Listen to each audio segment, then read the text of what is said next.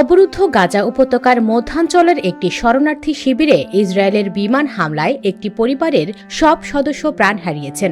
উপত্যকা জুড়ে গত 10 মাসেরও বেশি সময় ধরে দখলদার সেনারা যে বর্বরতা চালাচ্ছে এটি তার সর্বশেষ নজির। বুধবার ফিলিস্তিনি গণমাধ্যমের প্রতিবেদনে বলা হয়েছে, মঙ্গলবার মধ্যরাতের আগ মুহূর্তে নুসেইরাত শরণার্থী শিবিরকে লক্ষ্য করে ইসরায়েলি বাহিনী এ হামলা চালায়। এতে পুরো আবু নাবা পরিবার ধ্বংস হয়ে যায়। হামলায় 7 সদস্যের পরিবারের মা, বাবা এবং 2 থেকে 11 বছর বয়সী 5 শিশু প্রাণ হারায়। প্রতিবেদনে বলা হয়েছে, মৃতদেহগুলোকে মধ্য গাজার আল আকসা হাসপাতালে নেওয়া হয়। মৃত শিশুদের মধ্যে সবচেয়ে ছোট শিশুর বয়স 2 বছর, যার দেহ থেকে মাথা বিচ্ছিন্ন হয়ে গিয়েছিল।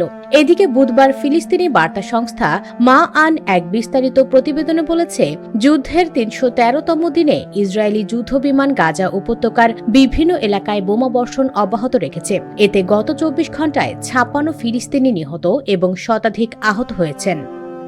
US Bengal desk.